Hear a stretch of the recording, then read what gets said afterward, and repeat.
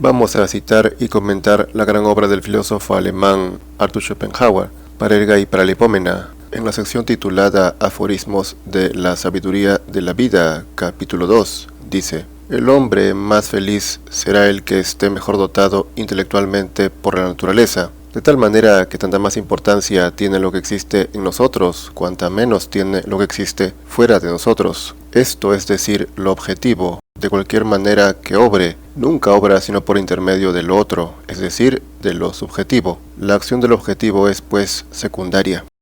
Cada uno puede percibir dos mundos, uno interior y uno exterior. El mundo interior depende totalmente de uno mismo. El exterior, en cambio, depende de cómo se encuentren las cosas de fuera, cosas que uno no controla. La mayoría de personas viven en el mundo exterior, se entregan a él por completo, para ellos es la única realidad, porque carecen de interioridad, o bien tienen muy poco por dentro que necesitan llenarse con cosas de fuera.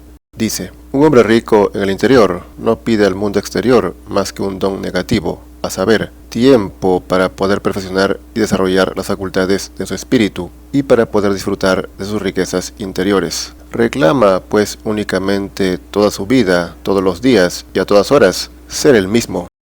Ser uno mismo significa estar dentro de ti mismo, en tu interior. Por tanto, no se puede ser uno mismo si no se está solo. Solo en la soledad uno puede ser auténtico y sumergirse en sus adentros. Quien vive en el mundo exterior nunca puede ser completamente original, porque tiene que tratar con los demás, tolerar y ser tolerado, someterse pues al menos mínimamente a las convenciones sociales. Y si tu personalidad no choca en absoluto con ellas, entonces eres uno del montón. Y por esa razón puedes encajar perfectamente en el mundo exterior. Sigue. Para el hombre llamado a imprimir la huella de su espíritu en la humanidad entera, no existe más que una sola felicidad y una desgracia: poder perfeccionar su talento y completar sus obras, o no poder hacerlo. Todo lo demás es para él insignificante. El que es rico por dentro necesita tiempo, ocio, tiempo libre para poder hacer uso de esa riqueza interior que posee, para crear, producir obras geniales o auténticas. Y si esta persona dotada intelectualmente no cuenta con tiempo suficiente, se sentirá desgraciado, frustrado. Dijo en el capítulo primero que un atleta dotado de una fuerza muscular extraordinaria, forzado por las circunstancias exteriores a dedicarse a una ocupación sedentaria, a un trabajo manual, meticuloso y pesado, o bien al estudio y ocupaciones cerebrales, ocupaciones que reclaman fuerzas muy distintas, que no están desarrolladas en él, y que dejan precisamente sin empleo las fuerzas por las cuales se distinguen. Un hombre así se sentirá desgraciado toda su vida. Mucho más desgraciado será aquel en el cual las fuerzas intelectuales dominan y que se ve obligado a dejarlas inertes, sin empleo, para ocuparse de un cargo vulgar que no las reclama, o bien en un trabajo corporal para el cual no es suficiente la fuerza física. Compara el don de la fuerza corporal con el de la fuerza intelectual. El primero necesita trabajar con su cuerpo para hacer con él cosas extraordinarias, que no haría alguien común con una fuerza corriente. Si se le ocupa a esta persona fuerte en tareas sedentarias, intelectuales, en donde tenga que usar la mente y no el cuerpo, toda su fuerza se desperdiciará. Igualmente, la persona con el don intelectual requiere ser ocupada en algún oficio del pensamiento que le permita dar rienda suelta a su gran imaginación, en el cual puede verter su riqueza interior. Si esta persona es asignada a una tarea rutinaria, mecánica o manual, será un desperdicio y se sentirá desgraciado a su vez. Y esto será más lamentable que el otro caso, puesto que todo se siente a partir de la mente, y el que tiene más interioridad sufrirá más. En cualquier caso, es vital tener tiempo para desarrollar la capacidad. Sigue. Por eso vemos a los grandes espíritus de todos los tiempos conceder el mayor valor al ocio, porque tanto como vale el hombre, tanto vale el ocio. La felicidad está en el ocio, dice Aristóteles.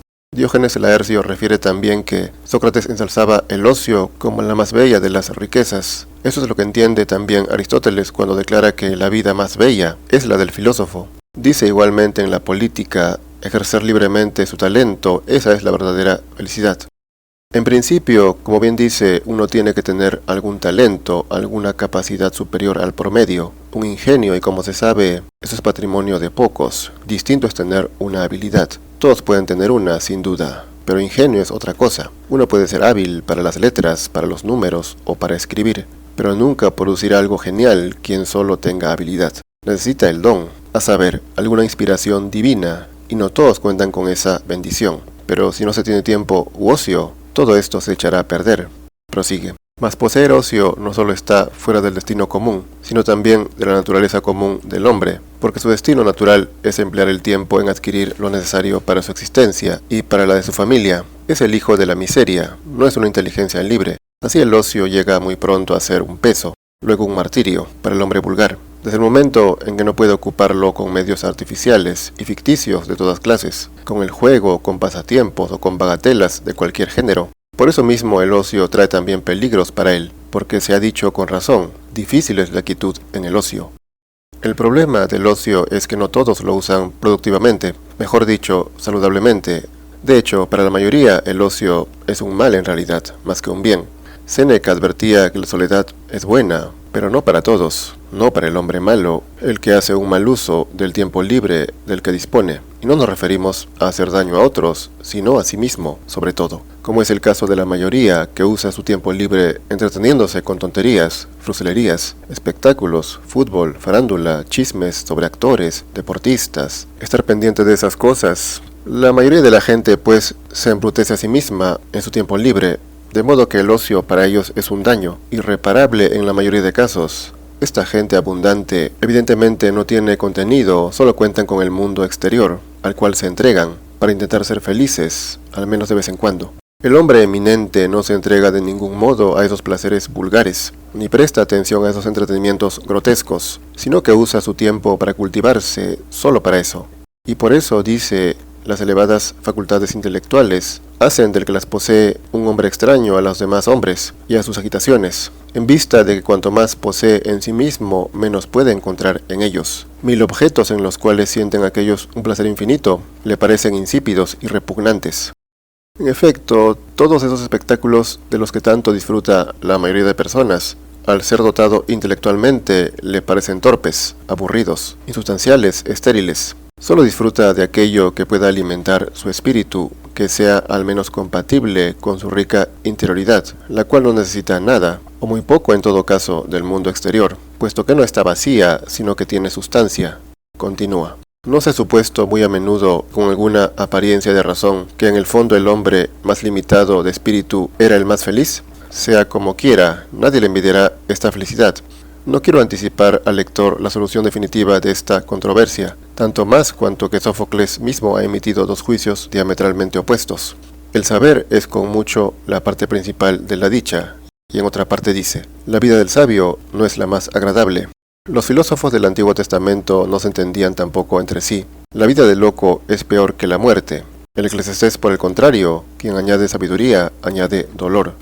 La cuestión de la felicidad del ignorante, de si es preferible o envidiable, hemos de aclarar en primer lugar que esta felicidad es la única conocida en el mundo exterior, y es la que la mayoría de la gente persigue y anhela. Ahora bien, para saber si esta felicidad es conveniente o preferible, esto es una pregunta absurda, puesto que cualquier alegría siempre tiene que ser bienvenida, al menos por instinto o por naturaleza. Esto ha de ser forzosamente así. El propio Schopenhauer admitió que debemos abrir las puertas y ventanas a la alegría, siempre que se presente, porque nunca llega a destiempo, en vez de vacilar en admitirla, como a menudo hacemos, queriendo primero darnos cuenta de si tenemos motivos para estar contentos por todos conceptos. Así que entre no sentir alegría o sentirla, aunque sea esta irreflexiva, producto de la ignorancia, es preferible lo segundo a no tener nada. Claro, la persona corriente solo tiene esas 2 alternativas, no tiene la tercera, que es la felicidad auténtica, proveniente del espíritu, que es imperecedera, que depende del cultivo del mundo interior, y que no se ve afectada en absoluto por el mundo exterior. Por eso esta felicidad es estable y permanente y envidiable, ya no para seres humanos, sino para los propios dioses. Luego dice, el hombre que a causa de la medida estricta, suficiente y normal de sus fuerzas intelectuales, no tiene ninguna necesidad espiritual. En efecto, ese es y sigue siendo el hombre vulgar. De aquí se desprenden muchas consecuencias. La primera, por respecto a sí misma, es que nunca tendrá goces espirituales. Ninguna aspiración a adquirir conocimientos y juicio para estas cosas en sí mismas anima su existencia, como tampoco ninguna aspiración a los placeres estéticos, porque estas 2 aspiraciones están estrictamente unidas. Cuando la moda o alguna otra violencia le impone esos goces, se desprende de ellos lo más brevemente posible, como un condenado a las galeras despacha su trabajo forzado. El hombre vulgar se contenta y se llena con las cosas materiales, por eso no siente necesidad de las espirituales, puesto que además no está capacitado para disfrutarlas, no tiene el ingenio o el talento para poder gozar de ellas. De aquí se puede comprender que esto no se trata solo de práctica, sino que hay que tener ese don divino, aunque sea pequeño, para poder desarrollarlo, tener la semilla, pero pocos lo tienen, pocos están destinados a la gloria. Mas también hay muchos tontos que creen estarlo, que se creen genios por tener alguna habilidad intelectual. Schopenhauer lo advirtió cuando dijo que se ha de evitar, sobre todo en la juventud, el peligro de pretender atribuirse un exceso de capacidades que no se tiene. Siempre citamos esta frase cuando hablamos de Schopenhauer, que sin duda fue un genio. Hay que crear un sistema de pensamiento, una filosofía original, muchas obras, como mínimo, para pretender serlo, para pretender ser un genio. Pero he aquí lo indispensable, hay que vivir en uno mismo, ser un hombre espiritual, despreciar lo material, y no ser afectado por el mundo exterior que arrastra a todos. Ensimismado en el mundo propio que se ha creado, parece loco, disparatado, pero así son los genios. Por eso siempre son incomprendidos de su tiempo y hasta por milenios no se comprenden. Hoy se sigue sin comprender a algunos grandes personajes de siglos pasados, considerándolos dementes o irracionales. Cuanto más genio sea, tanto más difícil será de comprender. De ahí a que Dios, que es la perfección espiritual, sea un incomprensible absoluto, no se le puede explicar con palabras ni con ninguna ciencia humana. Al contrario, los faltos de espíritu, de contenido, seres vacíos que buscan sentirse bien con cosas exteriores materiales, sensuales, hombres vulgares, serán entendidos de inmediato, admirados por la inmensa mayoría ignorante, carentes de intereses espirituales. Los más estúpidos son los más reconocidos por su misma generación, en su misma época, pero luego olvidados por las futuras generaciones.